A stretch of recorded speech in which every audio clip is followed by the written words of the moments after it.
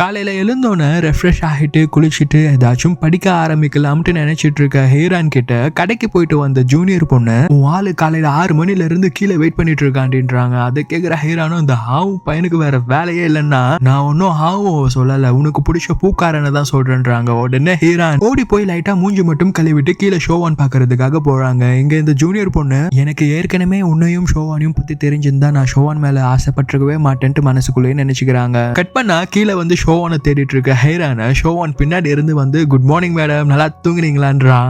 நான் நல்லா தூங்கினேன், ஆனா சார் ஒழுங்கா தூங்கல போலயே, காலைல 6 மணில இருந்து இங்கே வெயிட் பண்ணிட்டு இருக்கிறதா கேள்விப்பட்டேன்றாங்க.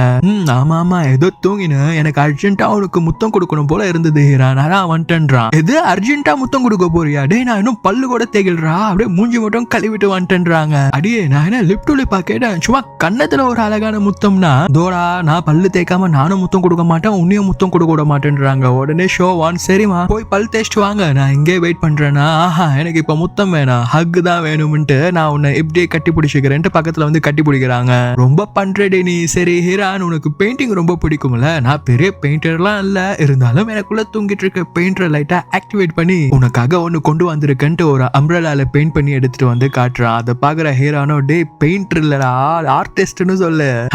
அதான் சரி ஹீரான் எனக்கு இப்போ உடனே முத்தம் வேணும்ன்றாங்க. ஹீரானோ என்னடா குழந்தை சாக்லேட் கேக்குற மாதிரி அடம் பிடிக்கிற, சரி நம்ம 2 பேரும் காலையில வாக் போய் ரொம்ப நாள் ஆகுது, போய் கிளம்பிட்டு வான்ட்டு 2 பேரும் கிளம்பிடுறாங்க.